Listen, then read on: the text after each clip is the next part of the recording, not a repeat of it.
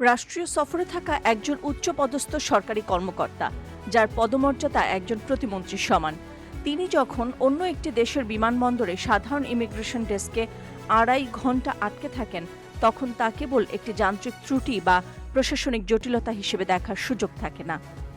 গত রোববার দিল্লির ইন্দিরা গান্ধী আন্তর্জাতিক বিমানবন্দরে বাংলাদেশের প্রধানমন্ত্রীর তথ্য উপদেষ্টা জাহিদুর রহমানের সাথে ঘটে যাওয়া অনাকাঙ্ক্ষিত ঘটনাটি কেবল একটি ইমিগ্রেশন জটিলতা নয়, বরং দক্ষিণ এশিয়ার ভূ রাজনীতিতে একটি বড় কূটনৈতিক বার্তা হিসেবে আবির্ভূত হয়েছে।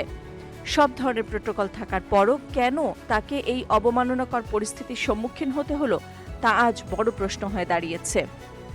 প্রধানমন্ত্রীর তথ্য উপদেষ্টার কাছে ছিল বাংলাদেশের সম্মানজনক সরকারি সবুজ পাসপোর্ট এবং ইমিগ্রেশন বিভাগের নথিতে তার নাম ওয়াচ লিস্টে অন্তর্ভুক্ত ছিল। এখন প্রশ্ন, যেখানে ভারতের পররাষ্ট্র মন্ত্রণালয়কে ৪৮ ঘণ্টা আগে অবহিত করা হয়েছিল, সেখানে কেন ডাটাবেজ আপডেট করা হয়নি? এটি কি ভারতের পররাষ্ট্র ও স্বরাষ্ট্র মন্ত্রণালয়ের মধ্যে সমন্বয়ের অভাব, নাকি কোনো সুচিন্তিত গ্রে জোন কূটনৈতিক সংকেত? এই ঘটনার প্রতিবাদে ঢাকা ইতোমধ্যে কঠোর অবস্থান নিয়েছে। গত সোমবার বাংলাদেশে নিযুক্ত ভারতের ভারপ্রাপ্ত হাই কমিশনার পাওয়ান কুমার বাধেকে তারেক রহমানের সম্ভাব্য দিল্লি সফরের প্রেক্ষাপট তৈরি করা। ভারতের রাজনৈতিক ও সরকারি পর্যায়ে কর্মকর্তাদের সঙ্গে এই আয়োজন নিয়ে আলোচনার সূচি নির্ধারিত ছিল। এখন প্রশ্ন, একজন উচ্চ পর্যায়ের উপদেষ্টাকে যেখানে নিরাপত্তা ও মর্যাদার ঝুঁকির মুখে পড়তে হয়েছে, সেখানে প্রধানমন্ত্রীর আসন্ন সফরের নিরাপত্তা ও প্রোটোকল নিয়ে ঢাকা কতটা আশ্বস্ত হতে পারে?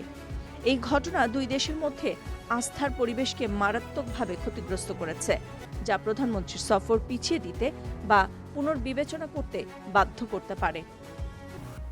পারস্পরিক সার্বভৌমত্ব ও সমান মর্যাদাই যে কোনো দ্বিপাক্ষিক সম্পর্কের মূল ভিত্তি।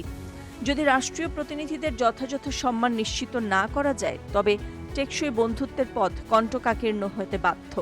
সবশেষ একটি প্রশ্ন থেকেই যায়, পারস্পরিক শ্রদ্ধা ও প্রোটোকল বজায় রাখা কি দক্ষিণ এশিয়ার দুই নিকট প্রতিবেশীর টেকসই বন্ধুত্বের প্রধান শর্ত হওয়া উচিত নয়?